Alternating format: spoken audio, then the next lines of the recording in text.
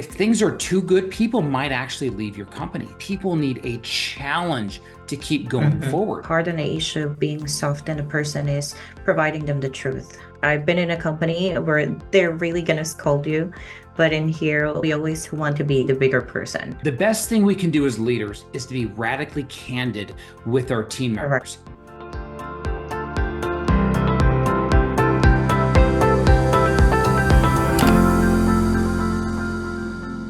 Welcome to the Offsite Team podcast. I'm here with my good friend April. And sometimes, what do we do if we have a team member or employee that's just not hitting the metrics that we desire as business owners, business leaders? And it can be a huge, huge problem. Well, we're going to dial into it today and just say, hey, if you have a team member where this is happening, this is how you do it, whether it be US based or Philippine based or somewhere else based, we have a proven process to fix it if that ever happens. I'd like to say all of our team members in the United States and the Philippines are perfect. We never have any issues, right? I wish. Yeah, I wish. I wish too. People always say, what's it like, Eric, having team members in the Philippines? And the fascinating thing is, it is just like the United States. You guys are just like American workers. And what I mean by that, I mean, you guys, there's some different cultural differences, definitely. I mean, your affinity for karaoke is crazy. So that I have no idea what that is. Whereas, but other times, like we have, looking at our Filipino employees versus our United States employees, yes, I'm going to be very honest. We have some problems with our team members in the Philippines showing up late for work. We have some of them who have problems where they socialize too much, because we see the chat channels back and forth between each other. But we also have ones that knock it out of the park, just like our US-based employees. And I'd never run a study on both because, we have in our parent company, we're looking at about 40 or so United States employees, almost, for our main company, almost 40 Filipino employees. And I've seen it's almost actually our Filipino employees actually are more dependable and actually do have a higher top end. And I have some different reasons why that's the case. But where I'm going with this is we have problems with team members from time to time, don't we? Yes, we do. That might have been a conversation even going into this podcast episode. You're like, Eric, what do I do? Now, what do we do when we have an underperforming team member? And it's one of those things. It's like, what do you do when you get frustrated? And when we get frustrated or we get angry, typically, whether this be in our personal life or especially even in our business life, I have found that when someone does a rash decision, usually, not always, sometimes it actually works. Usually it's not a good thing. And we have learned, granted, I've been in this industry, DME industry, way over 2 decades. But what I have learned is we need to have a plan going forward when a team member is not performing to the best degree possible. Let's talk about how when you used to work for another Philippine BPO, Right. How would they handle it when a team member or employee was underperforming? What would they do? Well, usually what they do is they give you write-ups. So just like any other company, they provide you those write-ups and they discuss it with you, asking you what seems to be going on, why aren't you hitting your numbers? And sometimes they offer some trainings when you've been vocal with them, what's really happening. But that depends on the person if you're really that honest about what's going on. Yeah. So sometimes it works and sometimes it doesn't work, I would assume, right? Correct. Yes. Got it. That's right. Exactly. Same thing in the United States. We have the conversation. Sometimes we with the write up. Sometimes you call it, PIP, performance improvement plan, depending on what you're going to call it. There's a number of ways to approach it. But let's be honest, the cost to hire and train a team member is astronomical. And so this is one in the United States, somewhere, once we have a fully trained team member, that team member is worth, I'm going to say, depending on the level, somewhere between $10,000 and $50,000 is the cost. Once you understand we invest, and we do the same thing with our offsite team. So when we have a team member, and you kind of flip, I gave you the answer of what we're going to do with this team member that we were having a problem with. And I'm like, is that what you thought I would do? And what did you say? I thought you will decide to fire Yeah, immediately. we don't do that unless it's Mm-hmm. there are sometimes that will cause for an immediate firing. But from what this Agree. instance was, this was not one of those. It was a performance. Mm-hmm.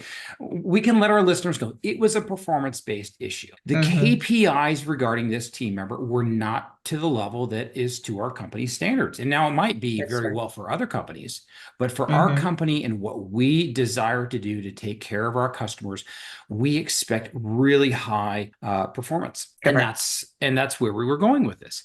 And so Mm-hmm. one of the things, and I'll kind of, if for our listeners, hopefully you're working with us and utilize our back office personnel, and we will help you if there ever is a need for a write-up. We want to get first, if it's with our team members, a cool thing for them, they don't have to write them up. We do it for you. Mm-hmm. So you would let us know, hey, I'm having a problem with this one team member. You will let us know, and we're going to go through the process to get them turned around. So, and this Mm-hmm. is one nice thing about essentially outsourcing some of your employment needs is if you ever do have that. Now, what we do on our side is we don't even want to get to this point because I would say 90% of our team members, we have zero issues whatsoever. They show up for work on time, they leave on time, they do great work. Mm-hmm. All of their key performance areas are almost always in the green and yellow areas, and it's going great. But occasionally there is a red area, and then that's our job to either coach on it or write up or essentially fire on it. Now, when people are Mm-hmm. hiring people, the reason why our odds of having people like this go down is anyone that we place with other organizations, typically they have been with our company for at least 3 months. And so there are those that are just, they don't pan out. Well, they do all that on our dime and our nickel. Mm-hmm. So by the time we hand it off to someone else's company, we've already essentially vetted them for you. So Mm-hmm. anyone can go hire someone, remotely. It's really quite easy. You could have someone tomorrow, but the odds of it working it's really, really hard. And this is why we have a very extensive vetting process on the back end. So it's like, so number one, here's the first thing to do. Anytime you have to write someone up, number one, be hard on the issue and easy on the person. And I think some of the reasons why write-ups, if you ever wonder why write-ups go wrong, is people think, oh, Erik was just so mean to me, they might say, and they take it Right. personally. I don't Mm-hmm. ever want people to take things personally. I've had several people that I've had to fire for very legitimate reasons. I have stories that can't even go on podcasts that I've had to let go, and they'll come back into the office. Oh, thank you so much. You were so gracious towards me. Here's someone I had to let go. And I Mm-hmm. think the reason why they're okay with how I've had to fire them was I was hard on the issue, but I loved the person. And Mm-hmm. that's a very nice way of just saying, hey, because sometimes coming to work it's a non-negotiable. We all get sick, but we can't say, Mm-hmm. I'm not going to Correct. come to work and I still want you to pay me forever. I know very few, if any, businesses that will allow that to happen. And Mm-hmm. so hard on the issue, easy on the person. So how does that resonate with you, April? It's actually being able to communicate with our team members. So hard on the issue, being soft on the person is providing them the truth. Mm-hmm. This is what your KPI looks like. And because of always being sick, it's being affected. You're not Yeah. able to hit the numbers because of that. But it doesn't mean that you hate the person. It's nothing like, No, well, a fun fact, I've been in a company where they were like, why are you, they're really gonna scold you. But in here, we always do, or we always want to be the bigger person. we do. Like, mm-hmm. And sometimes it can even get funny when Mm-hmm. someone totally screws up. I've had people are like, "Are you going to fire me?" And I'm just laughing. I'm like, "You did what? What?" I mean, Okay. it's been we had I'm not going to say what the customer said, but we had a customer complaint. One of our on-site team members in the United States, not an Mm-hmm. off-site, and was just saying we did screw up with this customer. I will fully own, but she let one of our team members have it. And I got to the point they thought, oh, I'm going to get in trouble. And I was just laughing because there comes to a Mm-hmm. point where this team member of ours, US based, I felt I did not need to punish them anymore because they got punished by the customers. Sometimes that just happens, and I just kind of sit back, grab a little bit of popcorn, and be like, "Oh, I think that's good enough." Now, Mm-hmm. this was a team member that hardly ever actually. This team member's never been written up, so this was one of those one-off occurrences. Right. And so, but when in doubt, I do say it did turn into a customer complaint form. It is in their file, and we have it. We just kind of look if there's Mm-hmm. one, maybe two a year. It's not that big of a deal. We're looking for trends, is what we look for. So the first thing is if you ever need to write someone up, always go hard on the issue and love the person. Now, as you Mm-hmm. know, you know what book I'm going to reference here. There's an amazing book called Radical Candor by Kim Scott. She used to work for Mm-hmm. Facebook. And whether or not you like Facebook, that's not the point. But the best thing we can do as leaders is to be radically candid with our team Correct. members. And Mm-hmm. she tells this great story in the book of how one of the leaders in Facebook tried to be so nice to this employee that they never told him the truth that they were not cutting it. Mm-hmm. It's a very inconsiderate way to do. So sometimes the best thing we can do is just say, you know what, you're not cutting it because we've received 2 customer complaints in the last week. You're not hitting your KPIs, and I really want to see you succeed in your position. That Mm-hmm. is one of the things. Can we be radically candid, hard on the issue, but love the team member at the same time? So Correct. that's number one. Number two, when deciding how do we turn a problem team member around, whether it be on site or off site, is know what you expect of them. And what I see most managers tend to go in one of two ways. They expect absolute perfection. You're never Mm-hmm. going to be late. You're never going to be sick. You're always going to hit quota. You're going to, I mean, and they list it all out. And those are the expectations for us to hit every single benchmark that we have. But it's not Mm-hmm. realistic. It's not going to Correct. happen. So there's got to be some sort of, when we are looking at numbers, we're always trending it. And Mm-hmm. so in our team meetings, we're like, okay, we're going to celebrate the victories. And as we do a check-in, we celebrate the victories, but we also share the defeats, because by sharing the defeats, it makes it look like, hey, we're human. I have no problem. Mm-hmm. And some of our best sales we have had as a company, we're just saying, hey, we messed up here. And we own it to the customer. We made a mistake here. And then they turn into customers for life. So customers even understand that we make mistakes as well, too. So what do you think when working with team members and celebrating the victories as well as also talking about the mistakes? What does that look like when working with team members? It's actually good because it helps them understand that you validate their emotions Mm-hmm. as well as ours. So when we're happy, when we're doing a good job, we celebrate. And when we're not, then that's when we grieve. You have to, feel all the emotions. And that's what we do as humans. And that Yeah. was really helpful. Isn't it helpful? In our Mm-hmm. team lead meeting, I was you were part of this meeting yesterday that I was leading our team.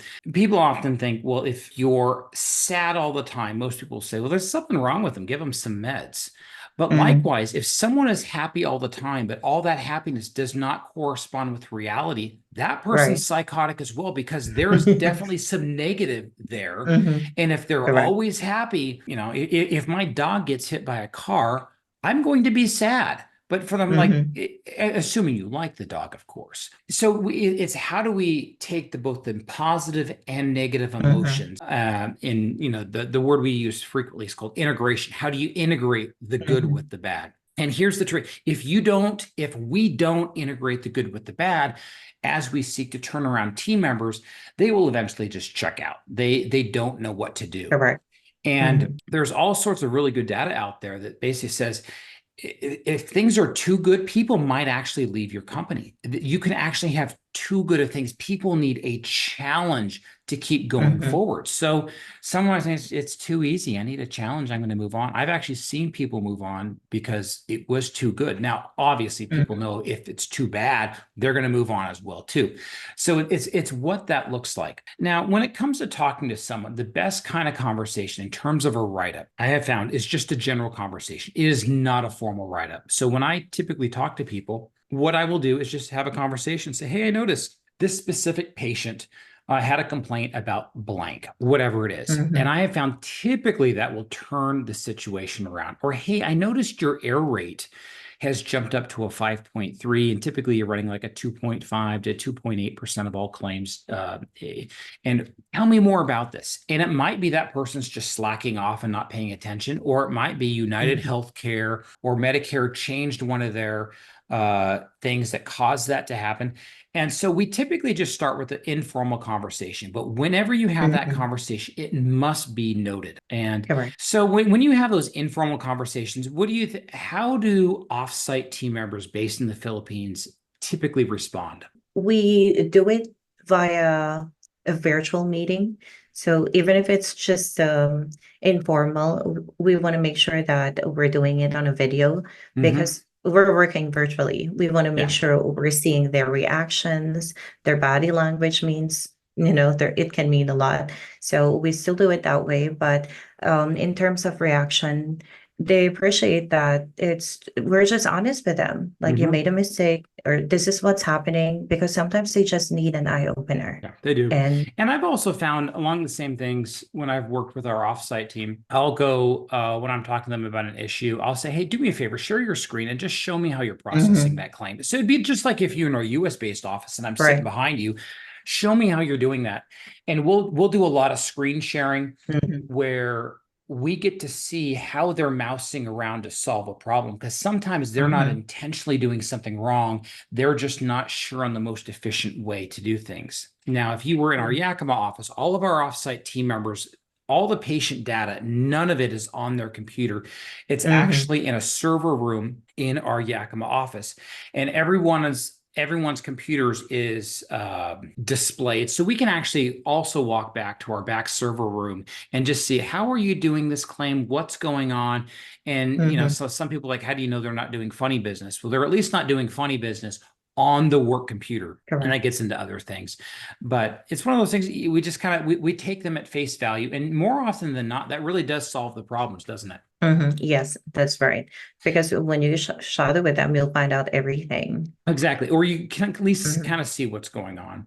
Yeah. Now, sometimes what will happen is, let me give you a scenario. You shadow with them and everything's perfect. Then they go back to themselves and things aren't perfect. Then you shadow with them again and it's perfect. In that scenario, what do you think is going on? Let's see you a little So, Sherlock Holmes. What do you think? So when you shadow with them and ask them the questions, they always give you the right answers.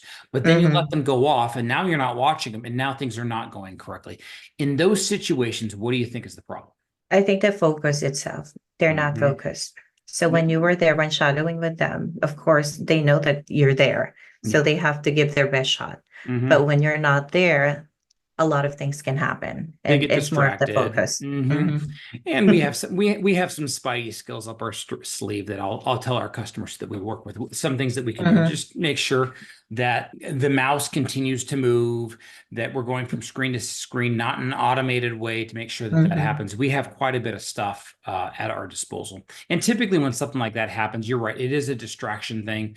Where there might be something inside the house, the home office, even though we Mhm. inspect all home offices, sometimes they Correct. don't follow all the rules as we've lined out. And those turn into very formal write-ups where we basically say, if you cannot meet offsite teams' expectations, we're going to have to fire you. I'm sorry, but that's like any other job. I can't come into my office here and bring my two buddies and play fantasy football and then be watching football on the side and expect to keep my job. No job will do Mhm. that. And it's the Correct. same with our offsite team. Just because they work from home, for the most part, they can't do that. And so we Mhm. have those in place. And so eventually, if you do ever have to write someone up, eventually you do get to a final, what we would call a final written warning. Well, and anytime you bring someone up to a final written warning, be very specific. So with us, all of our team members have green, yellow, red KPIs. We want them in the green. Yellow is okay. Anytime it's in the red, we're looking, is it just a downtick in customer traffic for the week? Were people out on Mhm. vacation? What does that look like? But you always want to understand, be hard on the issue, easy on the person. But we'll also just cut it, tell them, and frankly, if this does not change, you're going to lose your position. And I Mhm. have found typically when we get to that point, there's very few firings that take place. And what I mean by that is because we've coached so well, I have found Mhm. that typically people will move on and go to another job. And they see the handwriting on the wall. and they just say, hey, Mhm. this is what's going to happen. And I'm sad when I see that, but at the same time, we run a very hard business. We have to hit Sure. payroll. We have to pay Mhm. everyone, and it's not fair to other people if they can't hit it. Now, sometimes it's through bad Mhm. work-life balance. Other times they're just not capable of rising to the occasion. Would you agree or Mhm. disagree with what I just kind of said, or what comes to mind?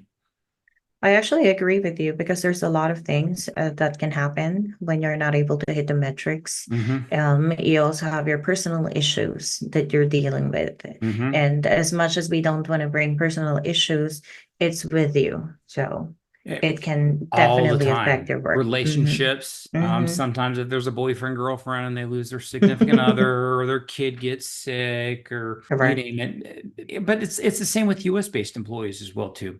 But one of the things I like to know is even when that happens, the nice thing about having KPIs to look back on, you have once they're back on track, you have a general idea where they're going to head in the Mm-hmm. process. Now, there's also 2 or 3 other things that we have up our sleeve, but hey, that would be our Spidey secrets that if you're one of our clients, I'll tell you what they all are and certain Mm-hmm. things to look out for. You also get reports of what your team members are doing.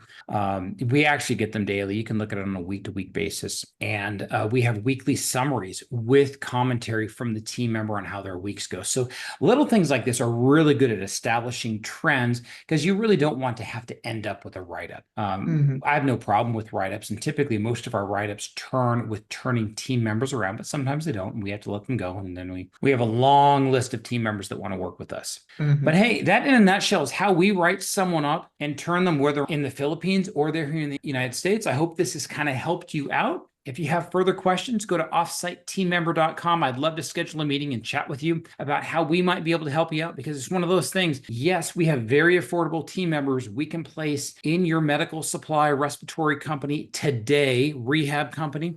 But if not, we can help you out and what that looks like. So Mm-hmm. that's kind of where we're at today, April. It's been another fun podcast. And until next week, keep taking amazing care of your team members and take even Mm-hmm. better care of your customers. Hey, have a great day.